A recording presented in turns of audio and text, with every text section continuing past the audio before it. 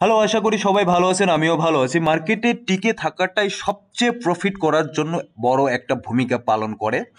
মার্কেটে যতটুকু আপনি জানেন বা জানেন না তার উপর ডিপেন্ডস করে কিন্তু খুবই কম। সো আজকে যে বিষয়টা নিয়ে আলোচনা করব সেটা হচ্ছে সোলানা এবং এক্সআরপি যারা হোল্ড করে আছেন তাদের জন্য অবশ্যই এটা একটা সুখবর। পাশাপাশি লাইট কয়েন নিয়ে আলোচনা করব, বিটকয়েন নিয়ে আলোচনা করব, ইথেরিয়াম নিয়ে আলোচনা করব। তো চলুন প্রথমে দেখে আসি এক্সআরপি এবং সোলানার ক্ষেত্রে। এক্সআরপি এবং সোলানা যদি ইউএস গভর্নমেন্ট রিজার্ভে রাখে সেক্ষেত্রে কিন্তু এটার যে একটা বড় সামনের দিকে জায়গায় যাচ্ছে বা মুভমেন্ট করতেছে সেটা কিন্তু শিওর থাকেন। সো অনেকগুলো নিউজ আমার কাছে আছে, সেক্ষেত্রে আমি দেখতেছি Ripple CEO discuss XRP Solana USDC in US crypto reserve. So রিপলের যে সিইও তিনি কিন্তু এটা ডিসকাস করছে কাজের সাথে, গভর্নমেন্টের সাথে, ডোনাল্ড ট্রাম্পের গভর্নমেন্টের সাথে এটা ডিসকাস করছে। আইবিটি নিউজে যদি দেখি সেক্ষেত্রে XRP Solana pump amid report Trump open to strategic reserve around US based all coin. So এই জায়গাতেও কিন্তু আমরা এই বিষয়টা লক্ষ্য করতেছি। দ্বিতীয় যদি যদি দেখি সোলানা এবং Solana XRP jump as a Trump reportedly mulls. So এই জায়গাটাতেও কিন্তু আমরা এই বিষয়টা দেখতে পাচ্ছি। তো প্রত্যেকটা নিউজে এই বিষয়টা বারবার তুলে ধরা হয়ে গেছে যে সোলানা এবং এক্সআরপি আছে, সেই সোলানা এক্সআরপি রিজার্ভে রাখবে। সো সোলানা এবং এক্সআরপি যদি রিজার্ভে রাখে, পাশাপাশি যদি সোলানা এবং এক্সআরপি যদি ইটিএফ আসে, সেক্ষেত্রে এখান থেকে কিন্তু হাই মার্কেট ক্যাপ এবং হাই রিটার্নেবল একটা জায়গায় চলে যাবে। দেখুন, প্রথমে একটা কথা আমি বলছিলাম, সেটা হচ্ছে মার্কেটে টিকে থাকাই হচ্ছে সবচেয়ে বড় ফ্যাক্ট মার্কেট থেকে টাকা বের করার ক্ষেত্রে। সো এই মুহূর্তে যদি আমি দেখি মার্কেটের এক্সআরপি যদি চার্টটা দেখি, সেক্ষেত্রে একদিনের টাইম ফ্রেমে দেখি এখানে কতদিন মার্কেটে সাইডওয়েজে চলছিল আপনারা সবাই জানেন। এবং গতকালকেও এই বিষয়টা নিয়ে আলোচনা করছিলাম যে মার্কেটের সবচেয়ে যে এখানে বাধা হয়ে দাঁড়িয়েছিল এক্সআরপির জন্য সেটা হচ্ছে গেরি গেন্সেলার। সো গেরি গেন্সেলার চলে যাচ্ছে কয়েকদিনের মধ্যে। তো চলে গেলেই এই যে মুভমেন্টটা আমরা দেখতে পাচ্ছি এর চেয়েও কিন্তু ভালো একটা মুভমেন্ট দেখতে পাবো এক্সআরপিতে। এখন এই জায়গাটাতে যারা হোল্ড করছেন, এতদিন হোল্ড করে রাখছিলেন, তাদের জন্য কিন্তু এখন এটা হয়ে গেছে মানে একটা সাফল্য, এক প্রকার সাফল্যই কিন্তু। কারণ $1.5 বা 50 সেন্ট থেকে বা 40 সেন্ট থেকে $2.5 $3 পর্যন্ত উপরে চলে যাওয়া একটা কয়েন, সেক্ষেত্রে কিন্তু সে কিন্তু ওই জায়গাটাতে অনেক বড় রিটার্ন বের করছে। সোলানার ক্ষেত্রেও যদি আমি বলি, সোলানার ক্ষেত্রেও সেই সেম একই কাহিনী। দেখুন, সোলানা প্রথম অবস্থায় যখন অল টাইম হাই করে, অল টাইম হাই যে সেট করছে $260, দেন আবার মার্কেট কিন্তু নিচের দিকে চলে আসে এবং মার্কেট অনেক দিন সাইডওয়েজে চলছিল।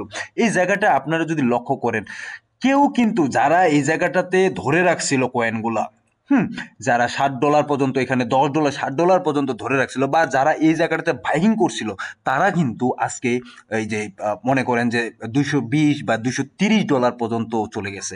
সো এই জায়গাটাতে তারা কিন্তু অনেক বড় পরিমাণে একটা প্রফিট বের করতে পেরেছে।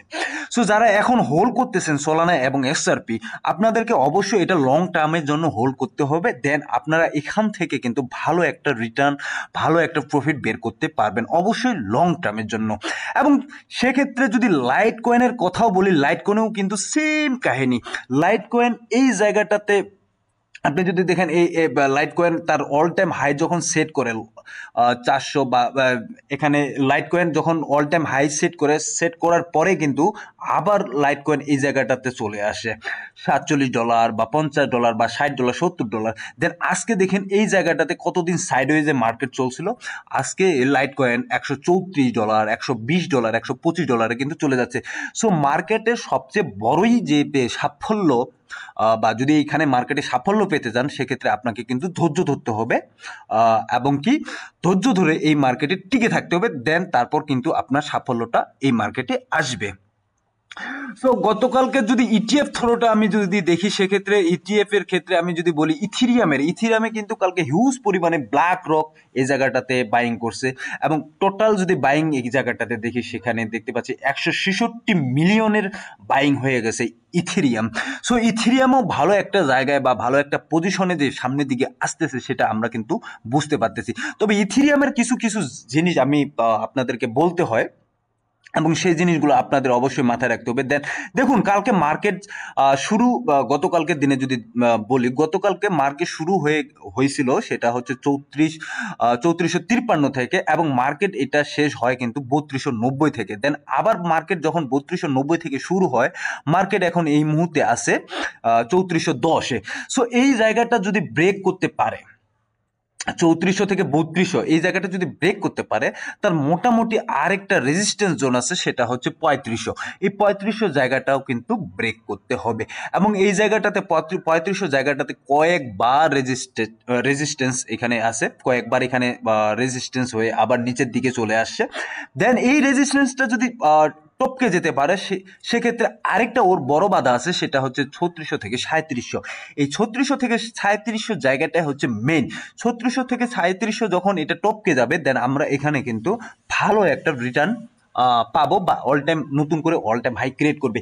এর আগেও কিন্তু ইথিরিয়াম গত কয়েকদিন আগেও ইথিরিয়াম কিন্তু $4000 উপরের দিকে গেছিল, এবং দেন আবার মার্কেট কিন্তু নিচের দিকে চলে আসে। সো এটা ইথিরিয়ামের জন্য আমি বলবো যে এটা অবশ্যই নেগেটিভ একটা দিক। বাট ইথিরিয়াম হয়তো বা আমাদের ধৈর্যের পরীক্ষা নিচ্ছে, যে ইথিরিয়াম যেটা করতেছে এই মুহূর্তে, যে সাইডওয়েজ মার্কেট এবং আপ অ্যান্ড ডাউন, বা তার অল টাইম হাই এখন পর্যন্ত ক্রিয়েট করতেছে না নতুন করে, এটার জন্য আমাদের একটু ধৈর্য ধরতে হবে। ইথিরিয়াম যেহেতু ব্ল্যাক রক বাইং করা শুরু করছে বা আদার কোম্পানি বাইং করা শুরু করছে, সেক্ষেত্রে হয়তো বা ইথিরিয়ামে 2025 সালে নতুন একটা অল টাইম হাই পাবো। এখন যদি তবে বিটকয়েনের ক্ষেত্রে যদি বলি, এক্ষেত্রে আপনারা একটা বিষয় দেখেন, সেক্ষেত্রে বিটকয়েন কিন্তু গতকালকে মার্কেট যেখানে শেষ করে সেটা হচ্ছে যে $1,00,000 জায়গায়, ঠিক আছে। সো দেন 1 লক্ষ আজকে যেখানে মার্কেট শুরু করে, সেটা আবার $1,00,000 থেকে শুরু করে মার্কেট আজকে কিন্তু 1,02,700 ঘরে আছে। সো এই জায়গাটা আমি এর আগেও বলছিলাম যে বিটকয়েনের ক্ষেত্রে এই জায়গাটা বড় একটা রেজিস্ট্যান্স এবং কাভ হ্যান্ডেল একটা তৈরি করছে এই জায়গাটাতে। সো এই ক্ষেত্রে আমরা কি বুঝবো যে বিটকয়েন উপরের দিকে যাবে বা বিটকয়েন উপরের দিকে আসলে মুভমেন্ট করতেছে? যদি আমি এই কথাটা বলতে চাই, সেক্ষেত্রে যদি আজকের ক্যান্ডেলটা 1,02,000 বা 3,000 ঘরে শেষ করে দেন, কালকে থেকে যদি ওইখান থেকে 1 লক্ষ বা 1,02,000 বা 1,01,000 থেকে আবার নতুন করে ক্যান্ডেল শুরু করতে পারে, দেন আমরা বুঝতে পারবো যে বিটকয়েনের ক্ষেত্রে একটা ভালো মুভমেন্ট তৈরি হচ্ছে। এটা বিটকয়েনের ক্ষেত্রে বললাম। এবং টোটাল থ্রির ক্ষেত্রে যদি আমরা দেখি, টোটাল থ্রি কিন্তু এই মুহূর্তে 1.09 ট্রিলিয়নের জায়গাটাতে আছে। সো এই জায়গাটাতে যে আছে, এই জায়গাটা কিন্তু বড় একটা রেজিস্ট্যান্স জোন টোটাল থ্রির জন্য। বাট এই জায়গাটা যদি ক্রস করতে পারে, বিশেষ করে এই জায়গাটা আছে 1.16 ট্রিলিয়নের জায়গাটাতে, এই জায়গাটা যদি ক্রস করতে পারে, দেন আমরা কিন্তু টোটাল যে থ্রি আছে বা অল যে কয়েন আছে, সেই অলস কয়েনে কিন্তু একটা ভালো মুভমেন্ট দেখতে পাবো। সো ওভারঅল যদি মার্কেটের কন্ডিশন বলি, ওভারঅল মার্কেটের কন্ডিশন অনেক অনেক পজিটিভ একটা কন্ডিশন। প্রত্যেকটা কয়েনে কিন্তু তার স্বরূপে ফিরে আসতেছে। যারা অলস কয়েন হোল্ডিং করতেছে তাদের জন্য আমি বলবো যে ধৈর্য ধারণ করতে হবে, এবং আপনাদের কয়েন যখন পাম্প করবে, সেক্ষেত্রে কিন্তু আপনাদের ওই জায়গাটাতে থেকে আপনাদের প্রফিটটা বের করতে হবে। এবং যেই কোয়ার্টার ওয়ানে যে চলতেছে 2025 সালে কোয়ার্টার ওয়ানটা আমার মনে হয় যে প্রত্যেকটা কয়েন, বিটকয়েন প্লাস অলস কয়েনের জন্য একটা পজিটিভ ভাইব নিয়ে আসবে। সো ধন্যবাদ সবাইকে, ভালো থাকবেন, সুস্থ থাকবেন, দেখা হবে নতুন কোনো ভিডিও নিয়ে আগামী দিনে।